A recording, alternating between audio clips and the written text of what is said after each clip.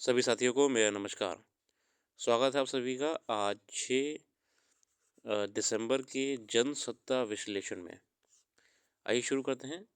अगर आप लोगों ने कल का वीडियो नहीं देखा है जाके तो मैं आपसे रिक्वेस्ट करूँगा, ज़रूर देखिएगा। हमने उसमें बहुत से आर्टिकल्स पे कैसे फ्रेमिंग करी है, कैसे उनसे ज़रूरी तत्व निकाले हैं, वो आपको भी जानना ज़रूरी है। चलिए शुरू करते हैं। प्रथम पृष्ठ पे तो चुनावी खबरें ही हैं और हम उसको इग्नोर करेंगे। एक हमारे जस्टिस साहब हैं, उनका एक बयान भी है, कभी कभी कुछ चीज़ों को अनकहा छोड़ देना ही बेहतर होता है। उच्चतम न्यायालय के न्यायाधीश संजय किशन कौल ने मंगलवार को कहा कि कभी कभी कुछ चीज़ों को अनकहा छोड़ देना ही बेहतर होता है। उच्च न्यायालय के न्यायाधीशों को की पदोन्नति और स्थानांतरण पर के विषय पर कोलोजियम की सिफारिशें पर कदम उठाने का केंद्र सरकार की देरी से संबंधित याचिकाओं को वाद सूची से अचानक हटाया जाने का कुछ वकीलों ने आरोप लगाया, जिस पर न्यायमूर्ति कौल ने ये टिप्पणी की।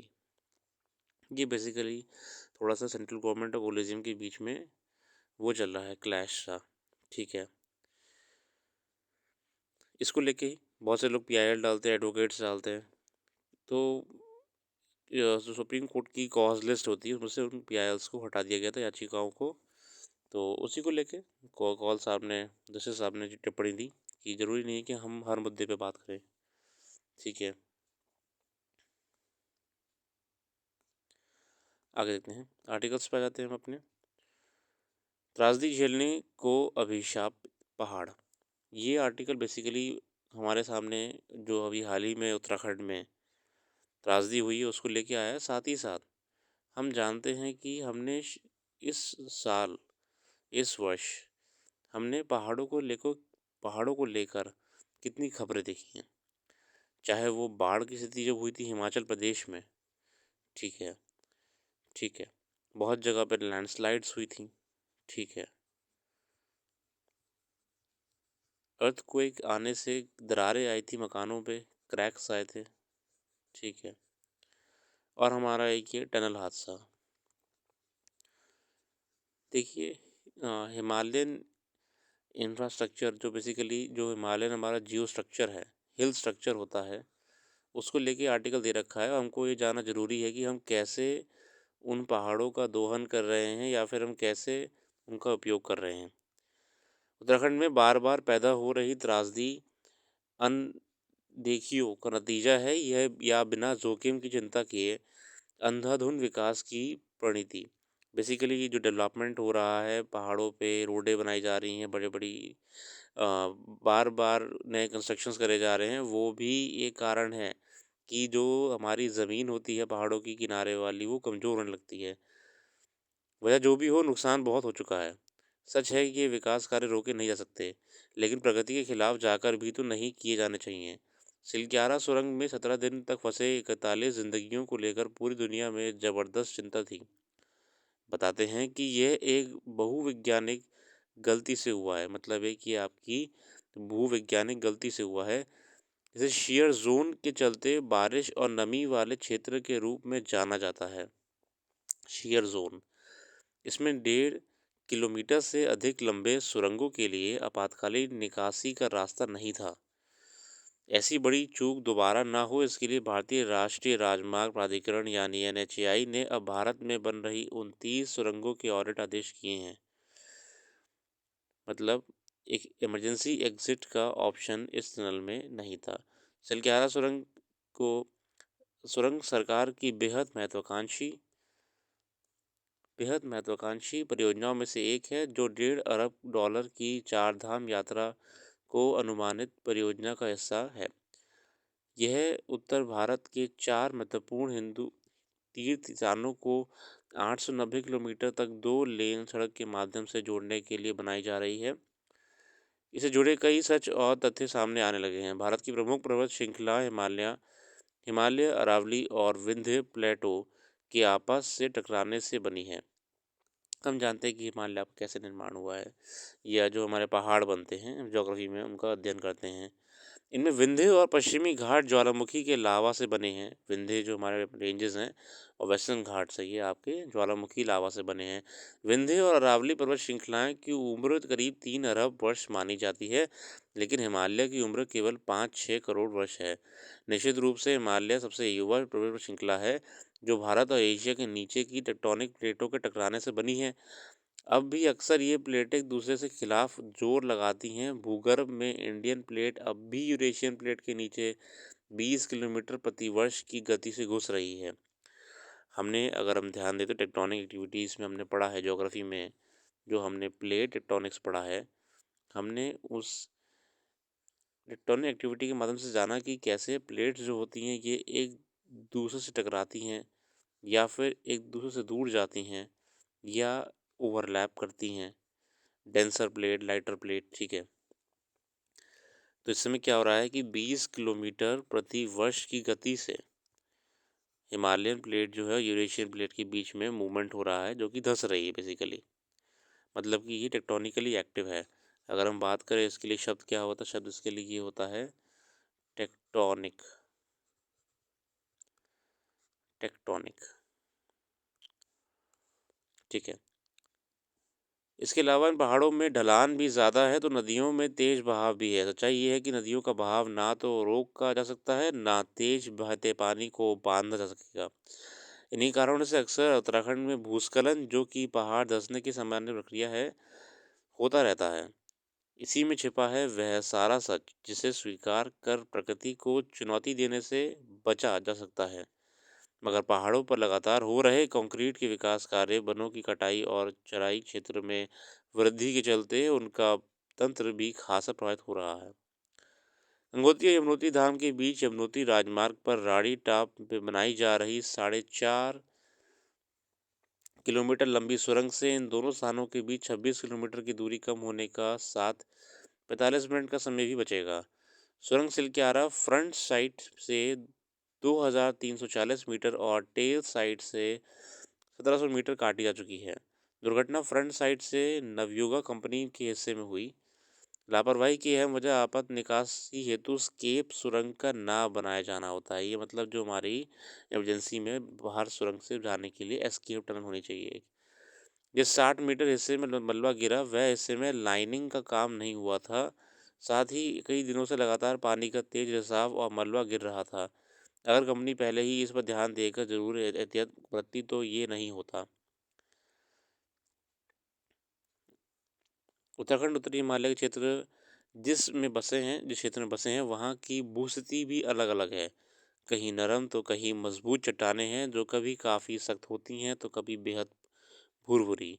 ऐसे में थोड़ी थोड़ी दूरी पर इनकी बदलती प्रकृति का सही सही आकलन भी बेहद चुनौतीपूर्ण होता है। जिस क्षेत्र में सिलक्यारा सुरंग का निर्माण हो रहा है उसी में गंगा और उसकी कई सहायक नदियों का उद्भव भी है। इन क्षेत्रों में जंगल, ग्लेशियर और अनेक छोटी बड़ी जलधाराएं हैं जहाँ प्राकृतिक गैसों के साथ भी कई तरह की क्रियाएं होती हैं, जैसे ग्रीन हाउस गैसें बुरी तरह प्रभावित होती हैं। मगर ये सब जानते हुए बजाय प्राकृतिक स्थितियों को संतुलित रखने के तेजी से निर्माण कार्य हो रहे हैं।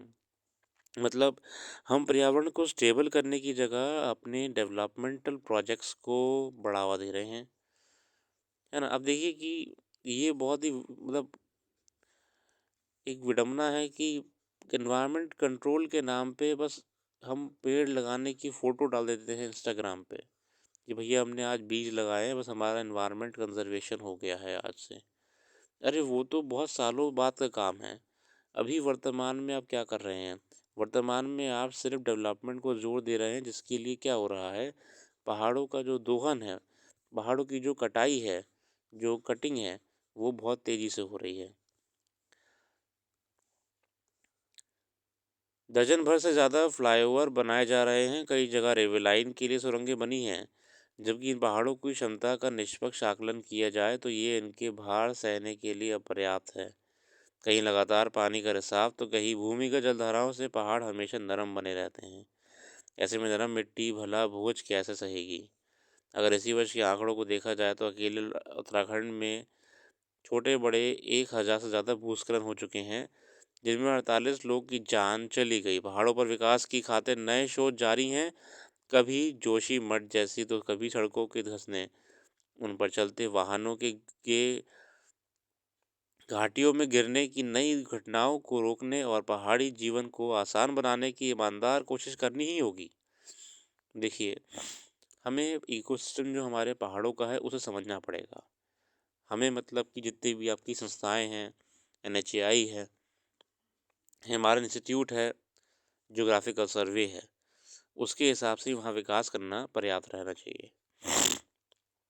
राष्ट्रीय अपराध रिकॉर्ड ब्यूरो यानी एनसीआरबी की ताज़ा रिपोर्ट में एक बार फिर समाज, पुलिस, प्रशासन और सरकारों में कामकाज की शैली का आईना दिखाया है। National crime records bureau NCRB की रिपोर्ट हाल ही में पब्लिश हुई थी, जो कि बेसिकली बताती है बहुत चीज़ों के बारे में जानते हैं। दर्ज मामलों पर आधारित आंकड़ों के मुताबिक देखें तो आज हर जगह होने वाले अपराध में महिला सबसे ज़्यादा जोखिम से गुजर रही हैं। मतलब महिलाओं को लेके जो वुमेन हैं इनके क्राइम बढ़ गए हैं, वो इनको जिससे मतलब वुमेन इफ़ेक्ट होती हैं। एनसीआरबी ने अपनी रिपोर्ट में बताया है कि 2022 में देश भर में महिलाओं के विरुद्ध आपराधिक घटनाओं के कुल 4,35,256 मामले दर्ज किए गए हैं। मतलब महिला वल्नरेबल हैं इस समय क्राइम को, जबकि इसके पिछले वर्ष 2021 में ये आंकड़े 4,28,278 और 2020 में 3 लाख, यानी वक्त बीतने के साथ महिलाओं के खिलाफ होने वाले अपराधों की तस्वीर में कोई सुधार नहीं हुआ है। माना जाता है कि शहरों में कानून व्यवस्था से लेकर अन्य उपायों की वजह से आम नागरिक की सुरक्षा के लिहाज से स्थितियां बेहतर हैं, मगर विडम्बना है कि गांवों में मुकाबले शहरों और महानगरों में स्थिति और ज़्यादा चिंताजनक हुई है। स्त्रियों का जीवन महानगरों में अपेक्षा ज़्यादा जोखिम से गुजर रहा है, जो कि हम जानते भी हैं। जिस दौर में देश हर स्तर पर आगे बढ़ने का व्यवस्था में बड़े बदलाव का हवाला दिए जा रहा है, उसमें महिलाओं के जीवन पर जोखिम में लगातार बढ़ोतरी कैसे हो रही है, ये एक प्रश्न चिन्ह हमारे सामने आ चुका है।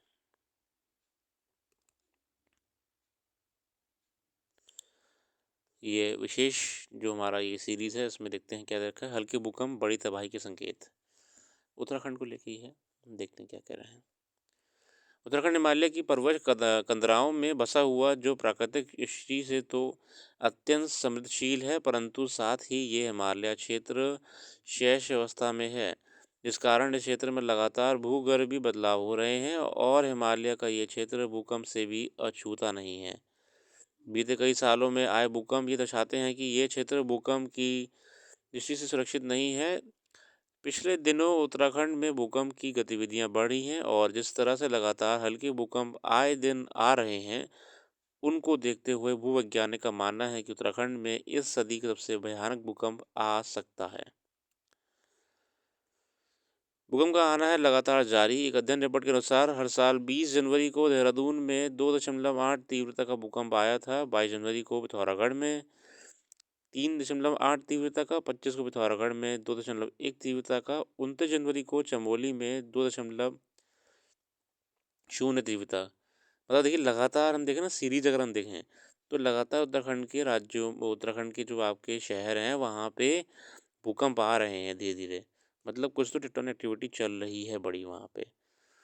उत्तराखंड में 1991 के भीषण भूकंप को याद करके लोग अभी भी दहशत में आ जाते हैं। उत्तरकाशी में 20 अक्टूबर 1991 के बड़े भूकंप को ज़बरदस्त तबाही मचाई थी। भूकंप की तीव्रता रिक्टर स्केल पर 608 मापी गई थी।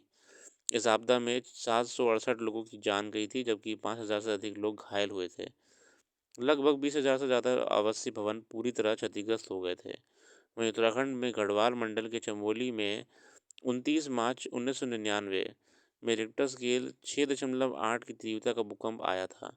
इस भूकंप के कारण पास के जिले रुद्रप्रयाग में भी भारी नुकसान हुआ था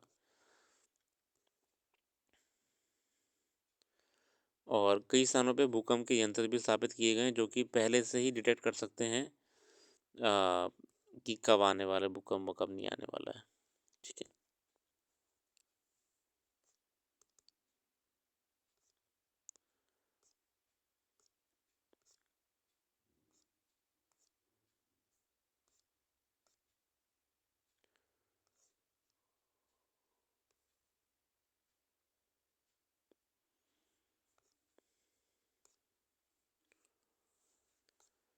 बाकी खबरें अगर आपको लगें जो आवश्यक हैं तो बिल्कुल आप उनका अध्ययन करिएगा।